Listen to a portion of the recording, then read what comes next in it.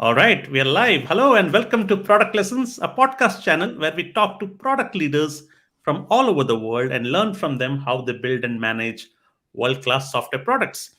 Before I introduce my guest today, I want to let you all know that this podcast is available in three channels: video on YouTube, and audio is on Spotify and SoundCloud. The links are mentioned below in the description.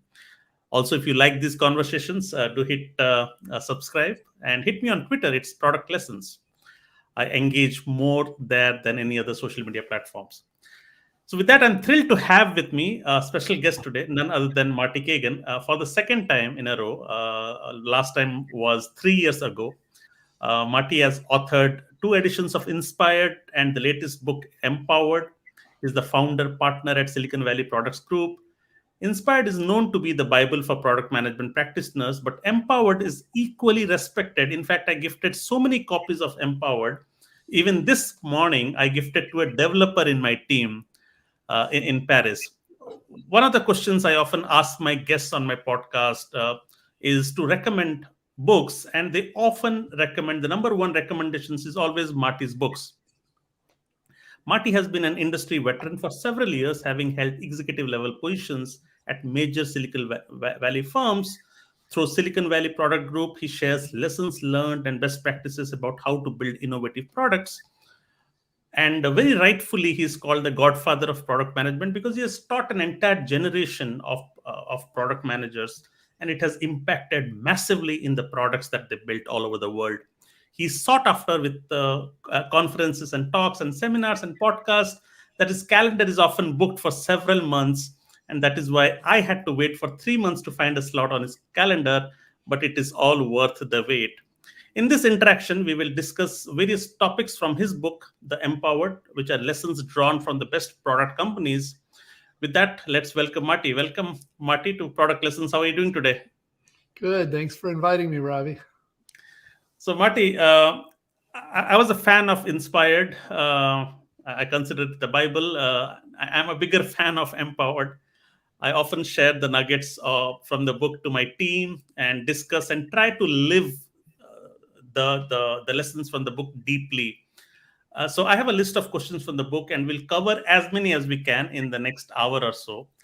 I will also include some of my audience questions.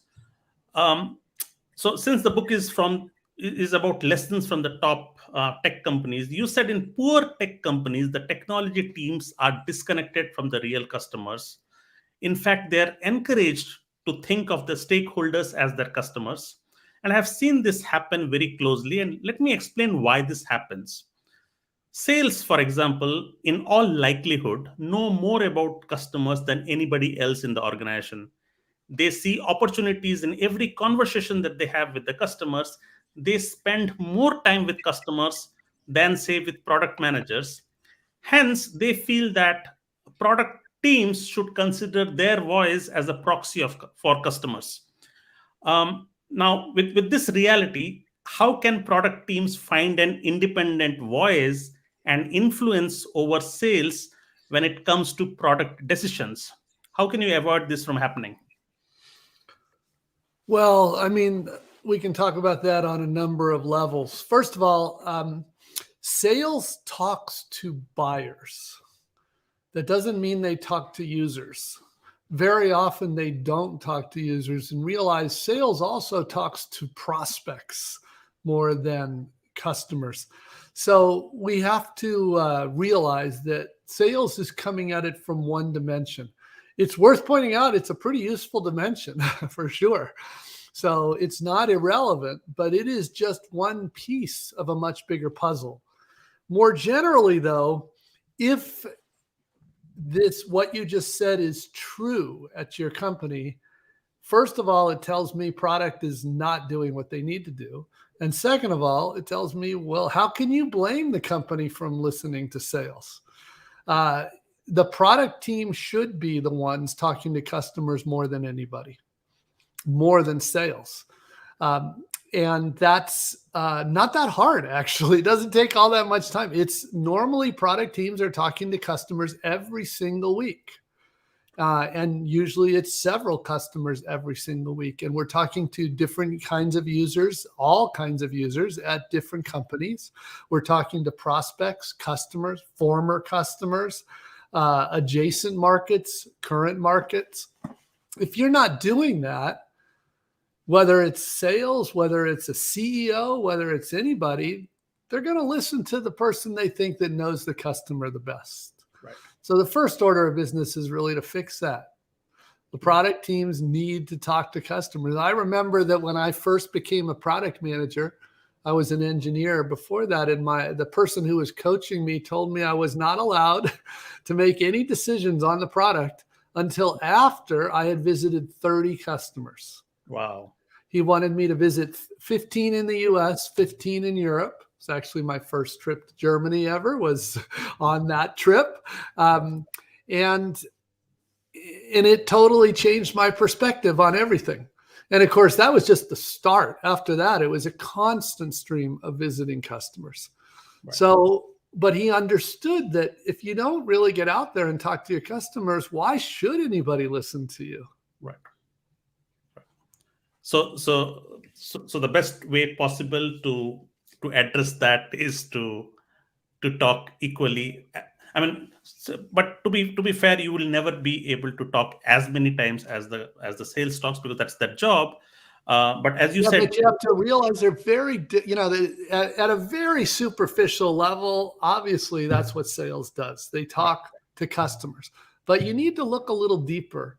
They are talking to them, trying to get them to make a purchase decision. Right. Again, super interesting. Does that tell you about the different kinds of users and what's in their heads? Does that tell you about how they think about the problems they're trying to solve? Yeah. This is and this is also, by the way, one of the reasons that consumer products are generally much better products than business software products, right. B2B enterprise. Why? They're not easier. They're usually harder, consumer products. But the reason is, in a consumer product, every user is the buyer. Every user is a buyer, which means you have to get the product right. In B2B software, I think you mentioned you're in Germany. I always make fun of SAP. I could also make fun of Oracle. Same problem. Those companies, the people that buy it often don't even know the people that use it. That's correct. And if they cared at all about the people that used it, the products wouldn't be so terrible. So they don't. So not only do they not know or care, but they're not spending enough time to get inside their heads. So it is true that sales goes deep in a certain dimension, but it's not not enough dimension. It's not enough breadth to come up with a good product. Product really is, anyway, I say product, I'm talking about product managers, designers, engineers, spending time really going deep with customers. Got it. And also you mentioned about one dimension, and sales are often incentivized for their geographies, for their accounts. And so that is mostly unidimensional, right? So as a product manager, you have to think about your geographies all across. You need to think about strategy, but sales are mostly incentivized for their own geographies and accounts. So that also makes it a little bit skewed and not balanced. So I get that. You mentioned that companies like Amazon, Google, Apple, and Netflix are very strong product companies, having consistently innovated for many years, yet they have very different cultures. And you said that there are three. So there are three elements to that. The first one is how the company views the role of technology. The second is the role that product leaders play. And the third is how the company views the purpose of the product teams, the product managers, product designers, and engineers.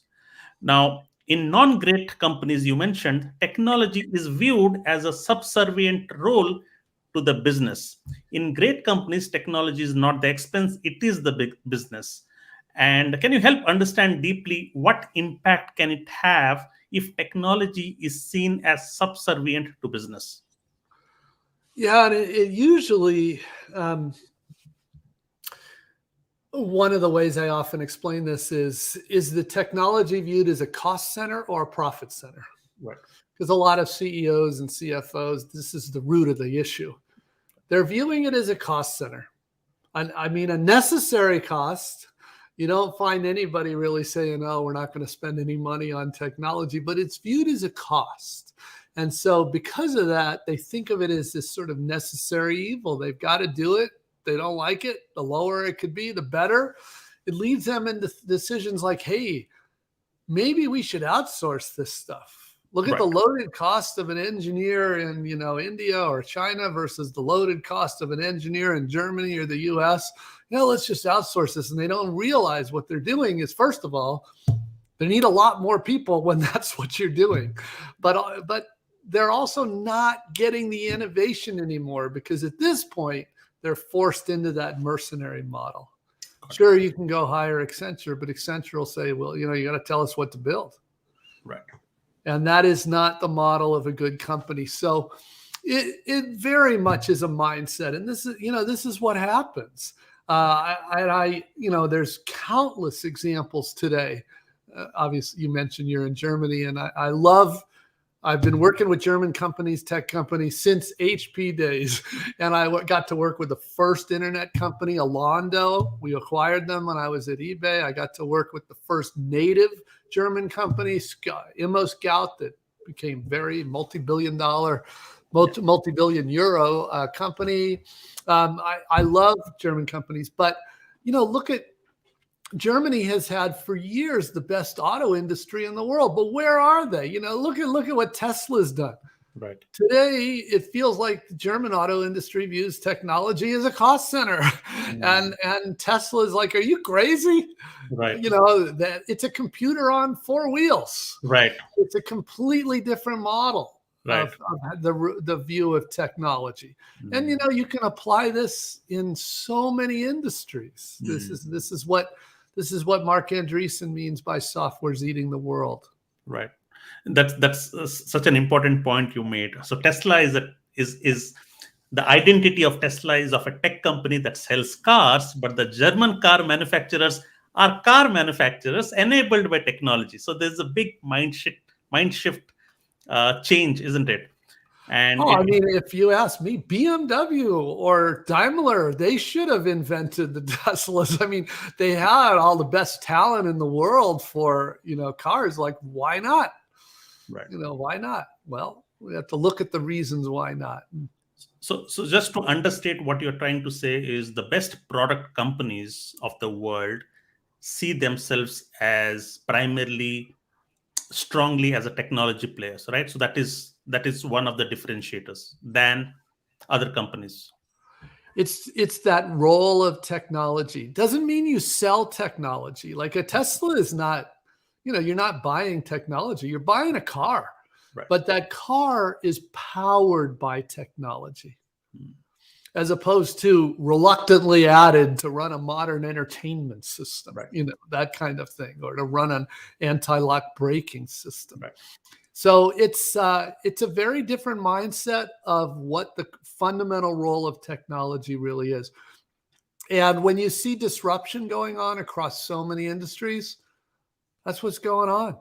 The companies that understand the power of technology and what it means to be a technology-powered company are displacing competitors. The one of the most resistant industries has been banking. They have just been, they make so much money. They're protected largely by governments, especially in the US. And so they've been terrible for years. And then a company like Stripe comes along and says, no, we're a technology-powered financial services company, and we're going to show how it can be done. Right. So from subservience, what would be the opposite of that then? What would be the right attitude? Like, what would be giving respect to technology means?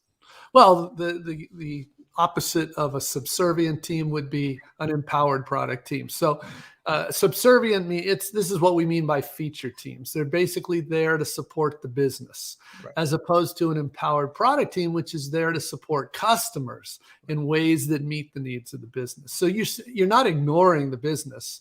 It's not a true polar opposite, but you are focused on customers and coming up with a solution the customers love first, but in a way that meets the needs of the business. And that's really the ingredients you see. And, pick your favorite company. They have to do those two things. Got it. So since you mentioned about empowered teams, let's talk about that. So in the book, you said in strong product companies, teams are instead given problems to solve rather than features to build. And most importantly, they're empowered to solve those problems in the best way they see fit. And then they are held accountable to the results. Uh, I would like teams to contribute to solution, but usually the discover. So this is my notes, and I say I like teams to contribute to solution, but usually the discovery happens ahead of the sprints.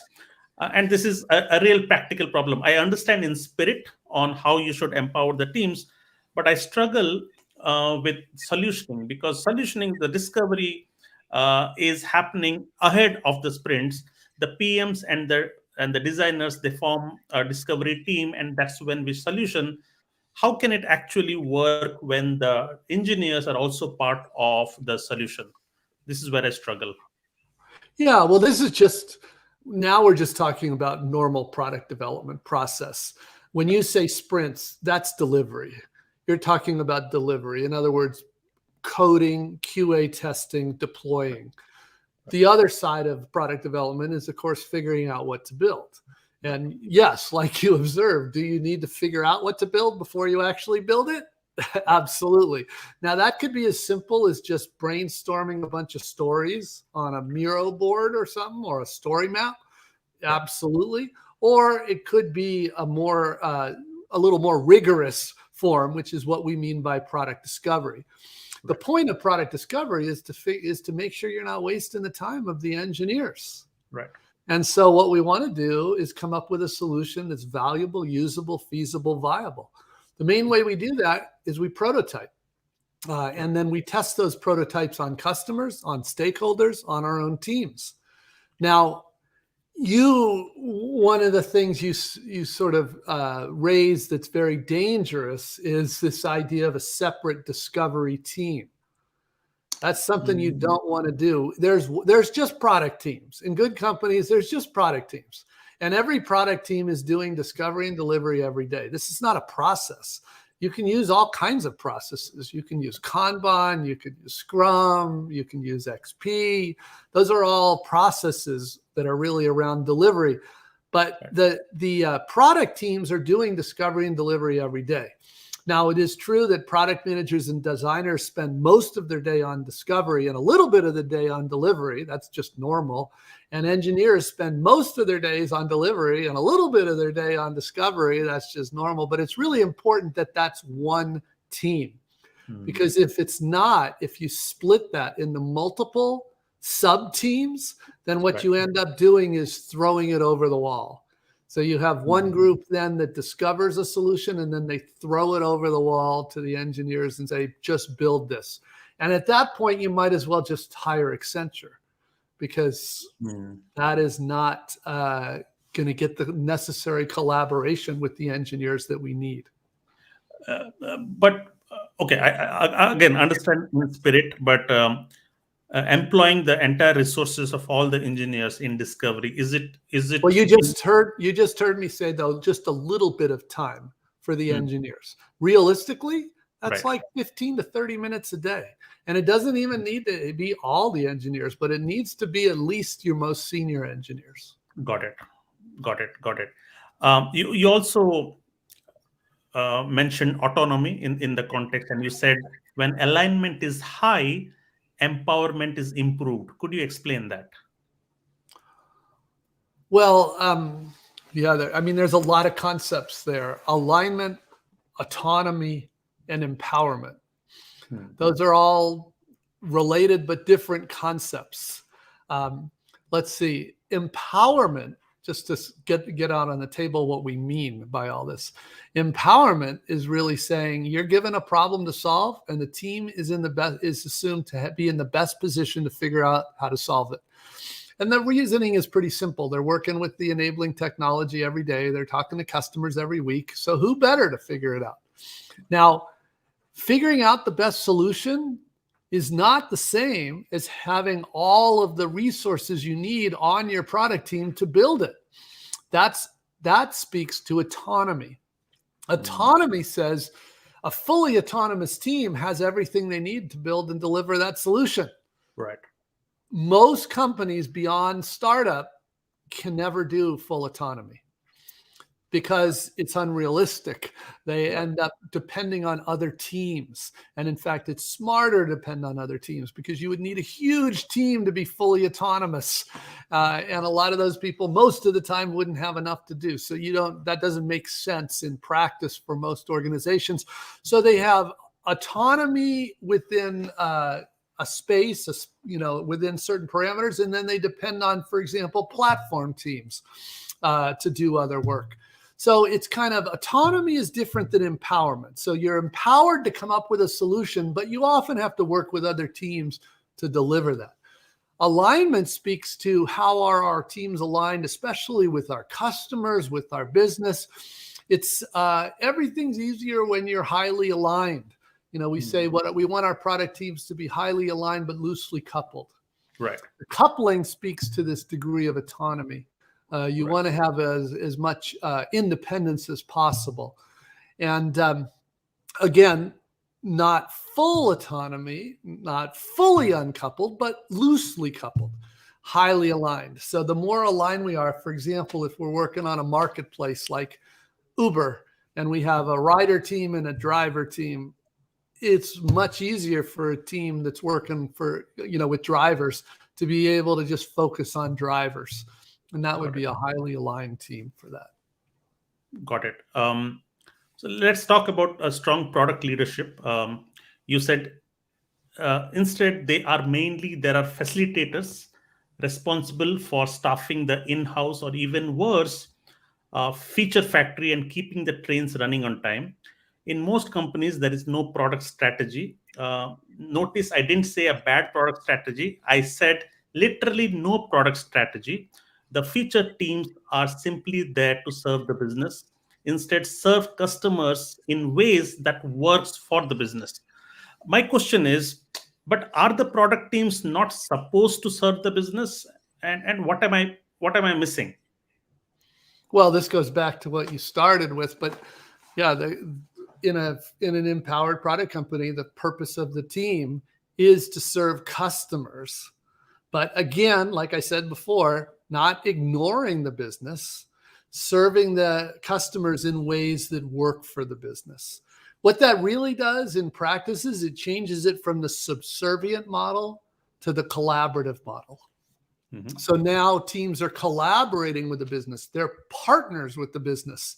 They're essentially equal partners with the business. Now that's a big change for both the business leaders and for the product teams. Right. For business leaders, it's like, now, wow, I'm used to calling the shots. I'm used to defining my roadmap and the team building it. And now you're telling me, no, that's not how it works. I'm just a partner. Okay, that's you're asking a lot from that stakeholder. And for the product teams, you're asking them to step up. Instead of just building whatever they're told to build, you're asking them to step up to figuring out a solution that works. Right. A solution that works for customers and for the business. So that's what I meant by it's a very different purpose of a team. So let me explain in terms of vision and strategy, right? So you mentioned about having product vision and strategy.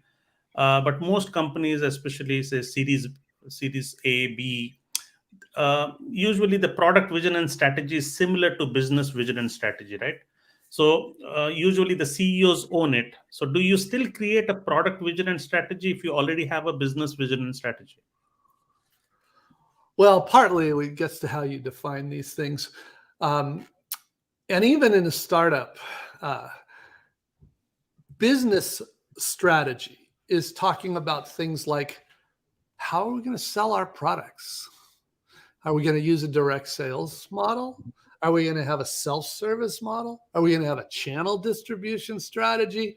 How are we even going to price our products? Are we going to have transaction fees? Are we going to have a subscription model? Is this going to be a recurring revenue business? How about Are we going to be a global company? Are we going to just sell in Europe? Are we going to just sell in Germany? These are business strategy decisions. These are not minor decisions. Right. And of course, it changes over time as a company gets more successful, but that's business strategy. Right. Product strategy says, okay, whatever. If this is what we need to do, how are we going to do it? How are we going to do it? Like, for example, when Netflix decided to move from the US to international, that was a big change. And they had a lot of product work to go figure out what that really meant. And that was even before they made an even bigger business strategy change, which was to get into the content creation business, not just the content distribution business. And all of those have big product implications. So whether you're a tiny startup or a huge conglomerate, business strategy is really important, very consequential, and product vision and strategy is all about making it happen, making that a reality. And product vision is this sort of future we're trying to create. What is it going to be like? How are we going to do that? And product strategy gets to quarter by quarter, which problems do we need to solve in order to do that? Right. So in the book, you said, when we tell the story of the product vision, we do so from the perspective of our users and customers. The idea is to demonstrate how their lives will improve in some meaningful way. Right. Say, for example, the vision is to be the top three amongst the top three players in a certain category. Would you qualify that as a product vision or not? No, I mean, you just answered your own question. That's how does that make the users' lives any better? That might be a business goal, and there's nothing wrong with that as a business objective, right? To become one of the top three players. There's probably a good business strategy reason behind that. Because as one of the top three players, you probably have higher margins than if you're one of the also-rans. And so you can get a more sustainable business. Nothing wrong with that as a business objective, but that's not a product vision at all. Okay, I will ask you to give an example of a good product vision. But before that, let me read out something else that I really liked. You said, many companies make the mistake of describing a product vision that is not ambitious or meaningful enough, especially true when the product vision reads more like a roadmap of features. The product vision describes the future you're trying to create. In many ways, will you improve the lives of your customers? So with that context, do you have at least one example of a good product vision that we could learn from? Well, I have lots. In fact, if you're interested, on the svpg.com website, just go to /examples. And you'll see a bunch of examples of some of what my favorite product visions are. There's most of the time a product vision is today a prototype. It's also known as a vision type. It's a conceptual prototype. And you can see famous examples from Apple, some of the most famous examples there. You can see examples from Tesla, see examples from ag tech. Yeah, there you go. Okay. Which one should I pick up? No, I mean, these are not slides. That's the point. You're going to need people who want to are just going to need to click on those and read about them or see them, and you get a sense. Dropbox was a very famous example of a vision type that was shown and communicated. Okay. So okay. So these are YouTube videos. Okay, got it. But these are all real product visions, is you're asking, and so you can see, maybe what you're getting at is, Roblox, another great one. Boy, that company's been amazing. But a lot of people think a product vision is something that you can put on a canvas. It's not. It's not. No. Okay. That's nonsense. Yeah. So what's the best deliverable or output for a product vision then? Well, I think you're seeing examples of them. Most of them are they're videos of vision types, which is great, isn't it? It's just adds more dynamic to it, isn't it? Well, yeah. I mean, the purpose of a product vision is to inspire the organization. Got it.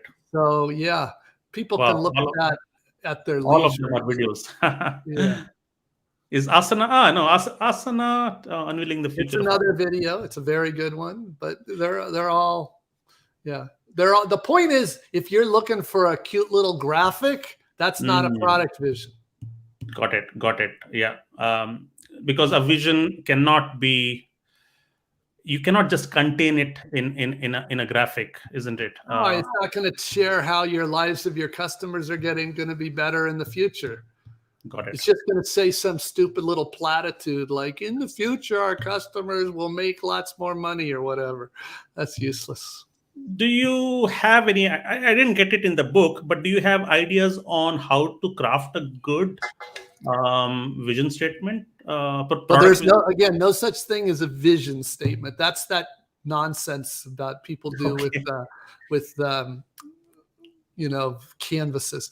But that vision would be a blob of text or a paragraph or a thought. Not usually.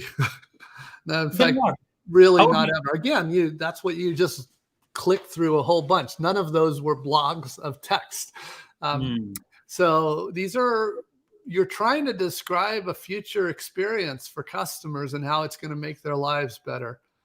It's pretty hard to do that in a paragraph. There is a technique called the press release, the PRFAQ, but that's a lot more than a paragraph, but it describes the benefits to a customer over time. There are many forms of that. And yeah, in the book, one of the biggest sections is on how to create, on product visions. There are also a number of techniques out there. There's this idea of a vision sprint, which is a dedicated week in order to come up with a product vision. There's a lot of ways to do a product vision, but fundamentally, it's the head of product that's responsible for doing that. Got it. You also mentioned in the book that every member of your product team must understand the answers to two critical questions. One is ultimately, what is the end game? And how does the work of my team contribute to this larger whole? Do you want to explain that? Well, that's the reason. For example, another common misconception, and really this stems from Agile community people that don't know, Agile coaches that have never worked in a product company. It's one of the pet peeves I have. But in those companies, they think that each product team should do their own product vision, which completely misses the point. Product vision is how all our work comes together to do something amazing. And so it makes no sense for each team to have its own product vision. But in large companies, I think that could be the case, isn't it? No, I mean, that's what I'm saying. It's the bigger the company, the more essential it is that the vision unites the teams. That's why a product vision is referred to as the North Star. It's where all our work comes together, because that's why. You just said it in your question before. You need to make sure that everybody on each team, every member of each team, needs to know what the whole is meant to be in 5 years. What is the result we're all shooting for? And number two, they need to know how what they're doing contributes to that. So, for example, the product vision at Tesla, they like 10-year product visions. Right. Because they're doing devices, right? A car is a device, 10-year vision. And everybody knows what the goal was. For the first 10 years, it was the Model 3. That was the big goal. And everybody knew the steps along the way that they were doing, but they knew the ultimate goal. And whether you were working on battery technology or navigation systems or safety systems, no matter what, you knew that here's why we're doing this. Because at the end of the day, we want a Model 3 that's going to be economical. It's going to be, practical. And everything was a step towards that.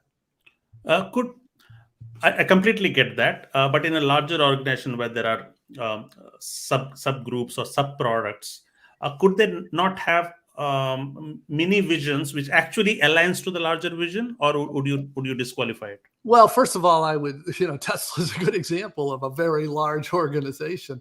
But if what you're asking For example, does it make sense for Amazon to have one vision? Of course not. They're way too big and they have very dispersed product lines. But does it make sense for AWS to have a product vision? Does it make sense for Kindle to have it? Alexa to have it? Yes. And that's what's normally done in very large companies. The business unit is really the granularity. So it's, you want the vision to be as applicable as possible up to the point where it doesn't make any sense. Got it. I wanted to know about since you have worked with so many great companies, what are your thoughts on the practices towards doing product reviews and product board meetings?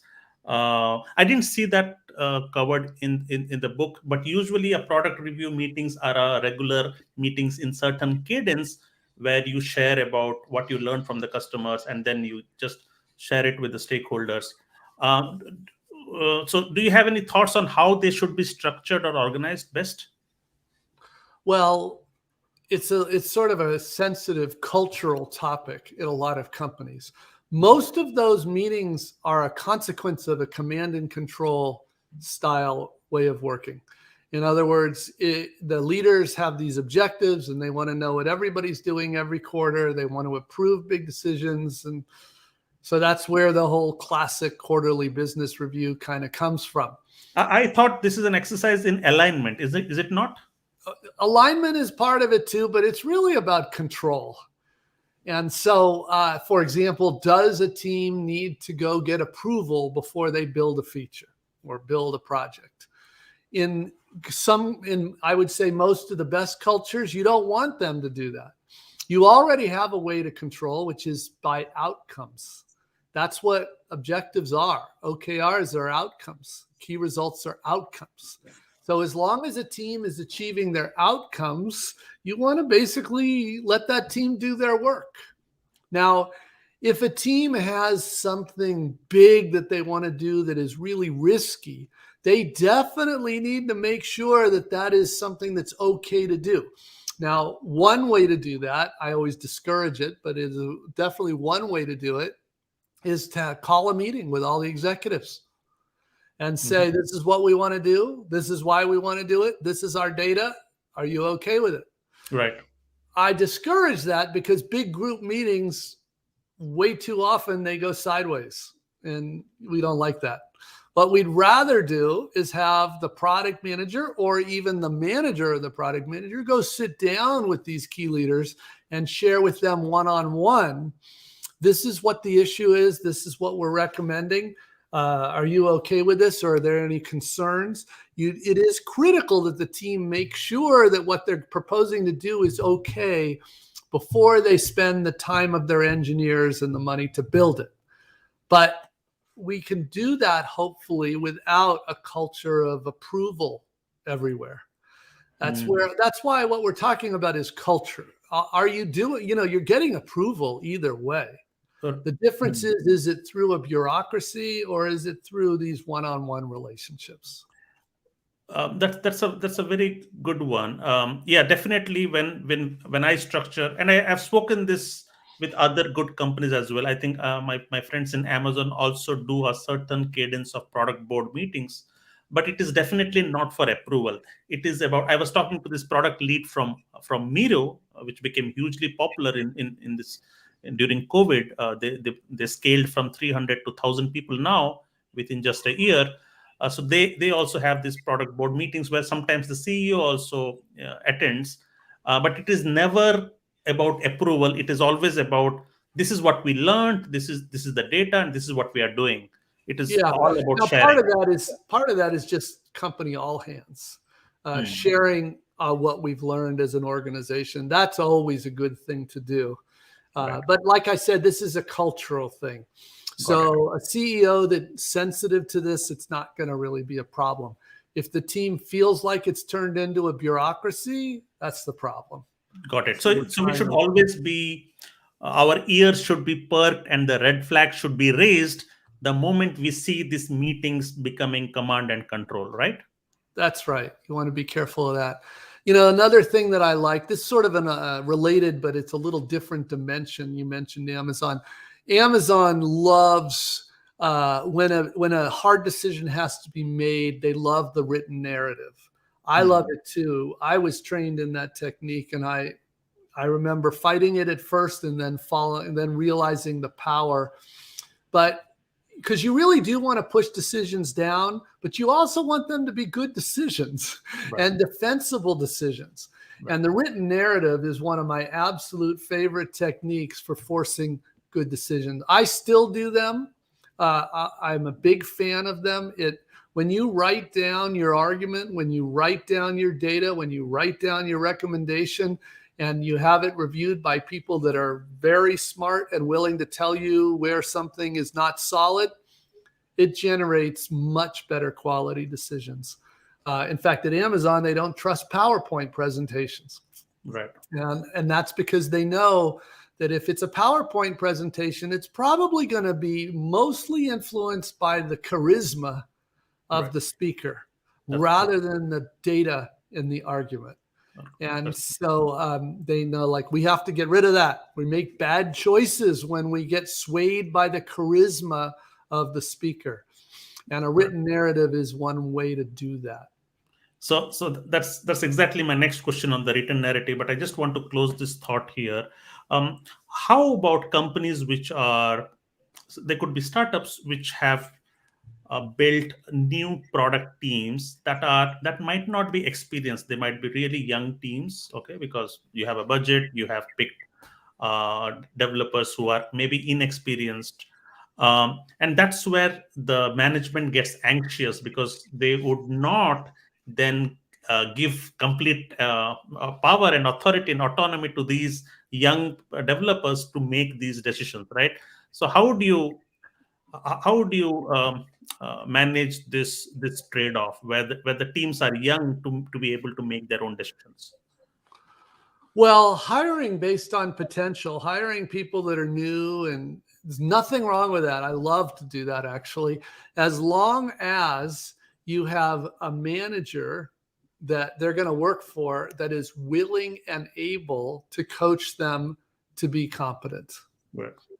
If you just mentioned a startup, don't have much money, they're hiring less expensive people. That is a recipe for failure if they don't have somebody who's going to coach those people. They're just going to waste their money.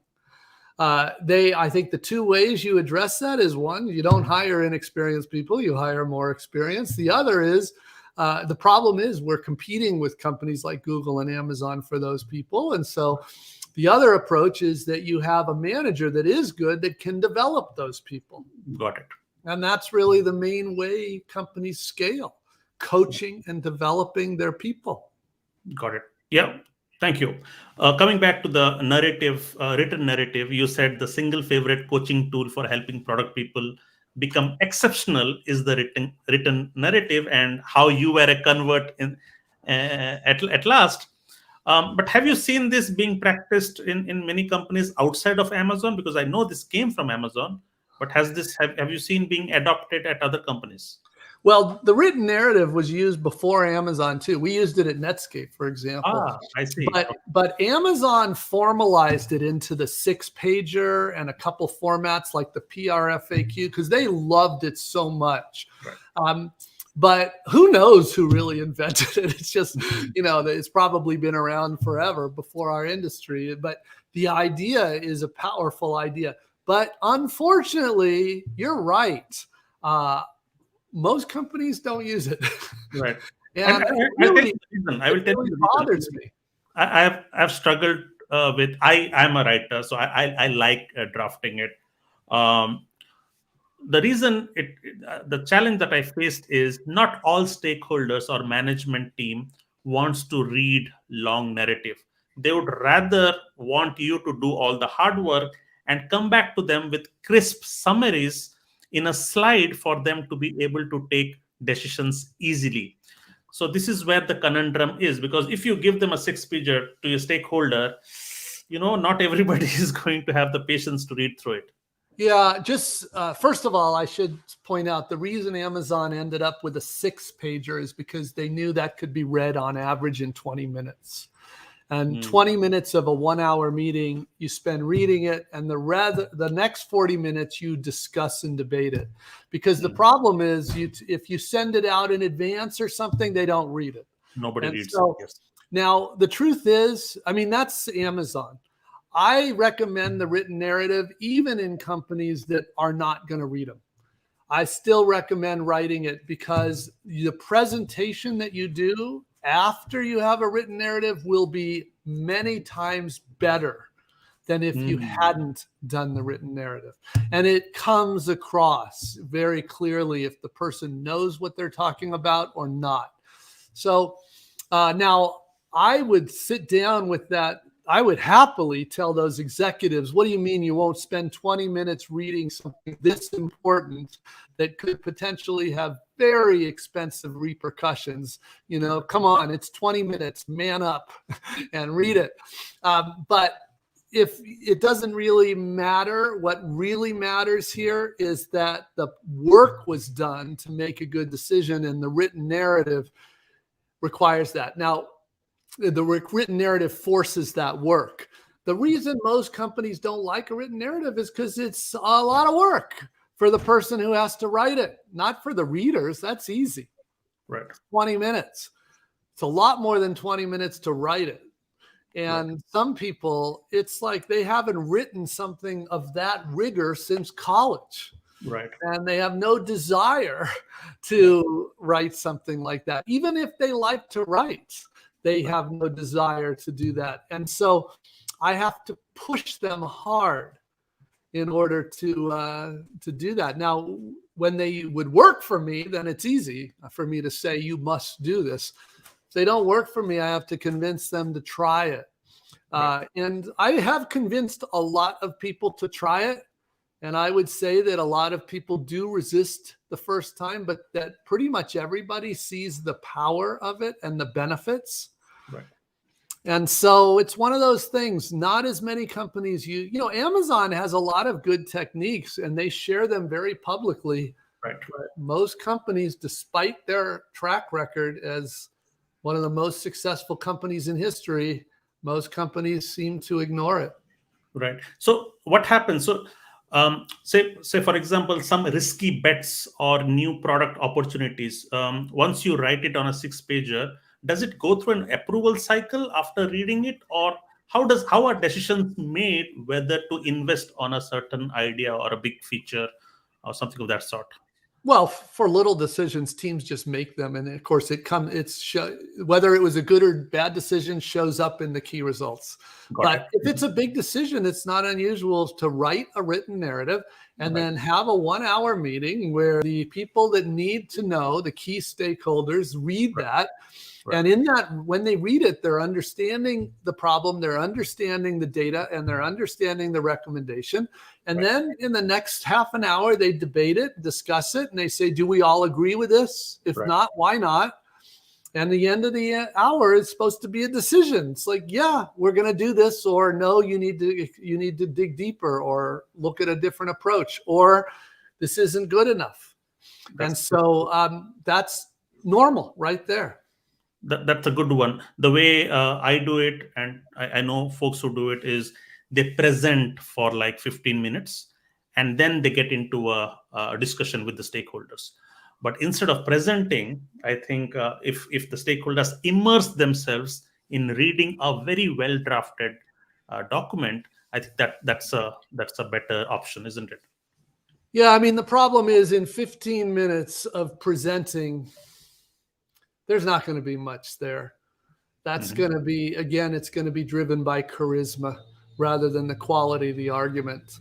And so they're going to get a lot more to spend that 20 minutes reading a 6-page analysis. Right. But that's cultural, and a lot of people are not interested. Got it. Coming to last couple of questions here. Let's talk about commitments, and this is something that again is something that I struggle with. I wanted to understand the difference between high integrity commitment and low integrity commitment. And but before you answer that, let me read out what I really liked in the book. You said in all businesses there are occasional situations where something important must be delivered by a specific deadline date. The deadline might be a major industry trade show, or it might be a partner driven date due to a contract, or a calendar driven date due to tax days or holiday period, which is understandable.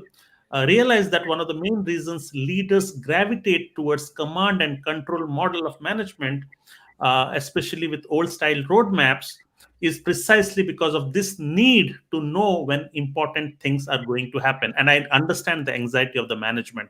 So help us understand, when can we commit something with high integrity and when not to, Well, especially on roadmaps.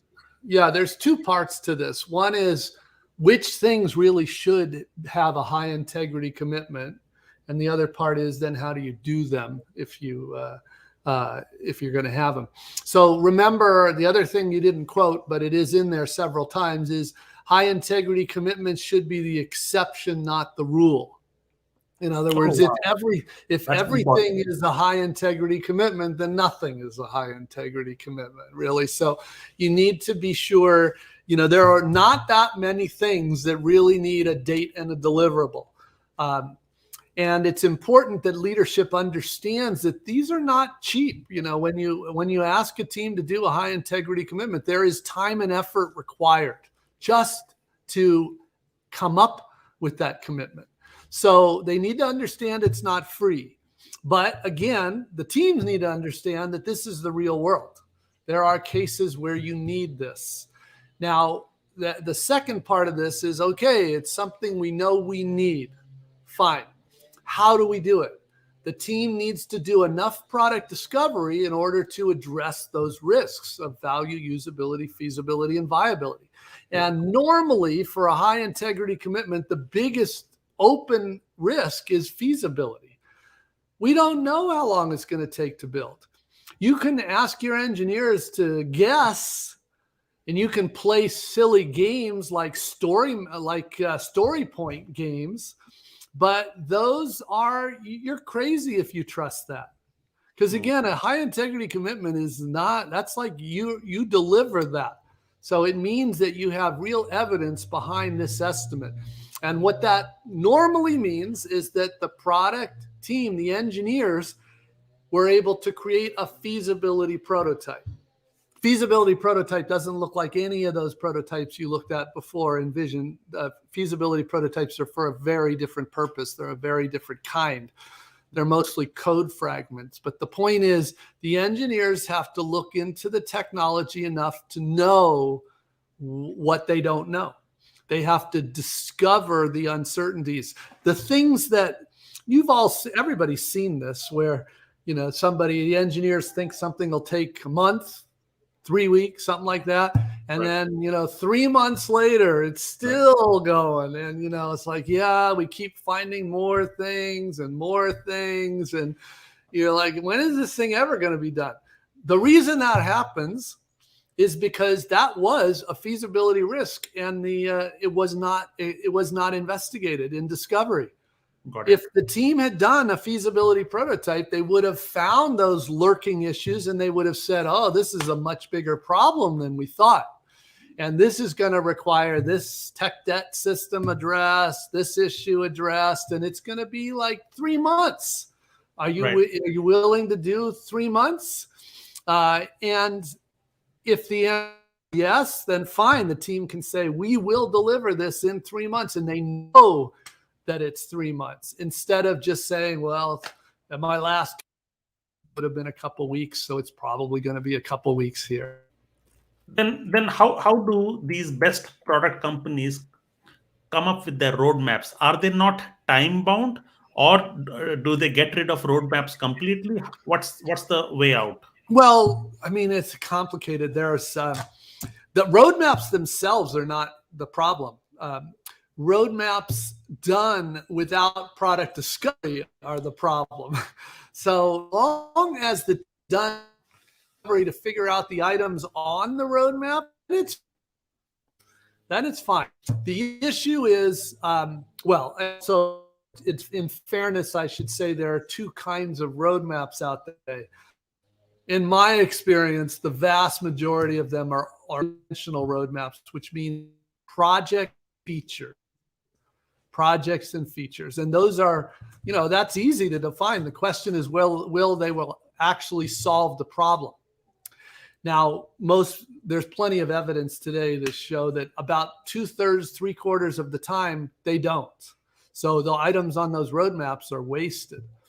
The alternative roadmap tries to address this, and it does work, which is called outcome-based roadmaps. And if you read any of the literature on modern roadmaps, they're trying to push you to outcome-based roadmaps, which instead of putting features, put problems to solve. So that's great. But that doesn't really address the issue of a high integrity commitment. But it does address the issue that, well, we could build this feature but not solve the customer problem. Is that success or is that failure? So it's a little complicated, but I will say this. Roadmaps in a good organization are a lot less important. At Amazon, speaking of them from before, they like to emphasize, be stubborn on your product vision, but flexible on the details. Roadmaps are details. So you want to be flexible. If you put dates on a roadmap of features, that's not flexible. That's the opposite. But you know what? There is the entire budgeting, there is the planning, there is the sales cycle who are depending on what the product teams deliver, isn't it? How do you... only in bad companies, right? So, you're describing classic horrible enterprise software where unfortunately most of them still work that way. But that is not what we do. What we really focus on, there are techniques like the customer discovery program, which are meant to turn that around, to turn the focus onto the product organization, creating referenceable customers. So, you're describing a sales-driven company again from like the beginning, not the way a good company would work, not the way a Stripe would work or a good enterprise software company. No, but then how would they plan revenues for a year, and like how would they budget, and how would they have any sense of control on what the next year revenues look like? Well, look, there's a couple sides to this. One is, as far as the budgeting, it's really not a big change. Instead of budgeting based on funding projects, you instead fund teams. So the funding is not really hard. Even when they fund projects with all these fake business cases that make up revenue, nobody believes those because it's nonsense. It's right? Definitely nonsense, but we still participate in the exercise. Bad companies, you're describing bad companies very well. And that's what they do. And sort of they get what they deserve as far as I'm concerned, because it's been obvious for a long time that doesn't work. So instead, what we need to do is know what we can't know. And one of the things we can't know is revenue before we've actually proven customers will buy something. And we can't do that until we've demonstrated the value. So yeah, this says, again, most companies are not doing product discovery. They're just doing feature roadmaps. They're pretending these features will close these deals. And even if they close a deal, it doesn't mean the customer is going to use it or like it. It doesn't mean it's going to work for another customer. So do you just raise your hands and resist this and say, you know what, we cannot commit if these features will solve the problem because we have not done discovery yet. These are just vague wish list. And maybe after we do the discoveries, half of this will be rejected. Okay. So is this what you just need to resist to the management and make them aware, or how is it? Well, what you're describing is known as transformation. This is what it means for a company to transform. You're describing the from, I'm describing the to. And and most companies have no real appetite for transformation. Right. Even when they think they want to, they don't know what it involves, and they really are scared to do it. But that's what we're talking about, is transforming. And it's roadmaps are just one of many topics. Right. Like we've talked about before, moving from subservient teams to collaborative teams. That's a big one. Right. There are many parts to it. I'm being mindful of your time. Just one audience question here. So this comes from Rajesh Chandran from Amazon. Um, he says, "Is 10x product manager a myth or a reality?" 10x. We talk about 10x developer. So is 10x product manager a myth or a reality? If so, can it be nurtured? I think he means the rare, extraordinary product managers who innovate. What because you have worked with so many great talents Yeah. over the years. Well, I mean, and I know that there are people out there that don't think 10x people exist, but I'm like, oh, absolutely, they exist. I've known 10x designers, lots of 10x engineers, and definitely lots of 10x product managers. It is important to point out a couple things. Just because you have a 10x person doesn't mean you have a 10x product team. And especially because a lot of 10x people are not really the kind of people others want to work with. And so you have to be super careful on that. You have to make sure you focus on the team, because it's the team that produces the products, not the person. Now, that said, another way of saying it is there good product managers versus bad product managers? Absolutely, always. And what we want to do as managers is coach and develop all our people. Product design, engineering, doesn't matter. We want to develop all of them to reach their potential. It is true that the people that have been coached, I mean, I would argue when I first started as a product manager, before I was coached, well, in just 3 months, I probably got at least 10 times more productive in 3 months, because I knew nothing. And then I had somebody who made sure I was competent. And so a 10x thing is totally reasonable to do that. But we really want to raise the bar on everybody. And that's why I'm not a believer that most 10xers are like geniuses. I think they've been coached and trained in order to do their job well. And that means they are at least 10 times more effective in their job as their peers that have not been coached. Right. I think Shreyas Doshi, I think you know him. He coined the term high agency product managers, who take absolute control on the outcomes, and they can move mountains. And I would consider him, given the context that you are talking about 10x, somebody with high agency Well, Shreyas is talking about something a little different there, which I also love. When he says high agency, the way Amazon describes that is product managers that think like owners and not employees. Yes.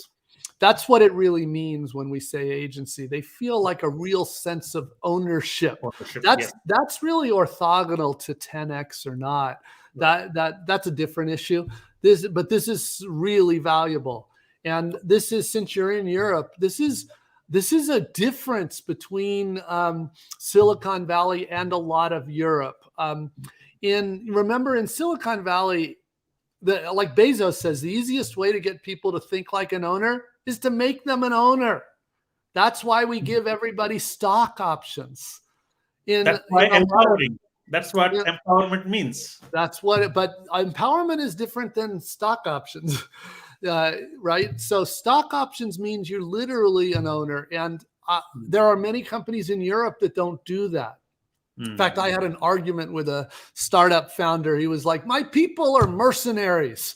And I'm like, have you given them stock options? No. I'm like, what do you expect then? Come on, step up. And so it's important to understand this. And that's what Shreyas means by this agency. It is incredibly important to have this agency, not just for product managers, but also for engineers, really anybody on the team. Right. For the listeners, do Google Shreyas Doshi and high agency product managers. You'll get a very valuable Twitter thread, which you must save. My last question here, Marty, is I have seen you over the years, the entire industry, product manager fraternity have seen you over the years. I'm always fascinated with your sustained passion and drive to remain at the peak of your craft. All I want to know is, what is the secret for that sustaining passion and drive for decades? maybe that will be a great way to end this fascinating conversation. Well, I mean, you have to love creating products. And otherwise, why would you? I don't understand why people would get into this business if they don't.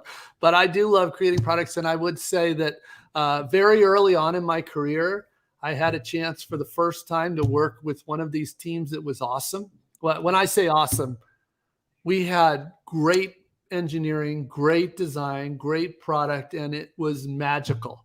Right. And once you've had a chance to work like that, you're like, oh my God, why doesn't everybody work like that?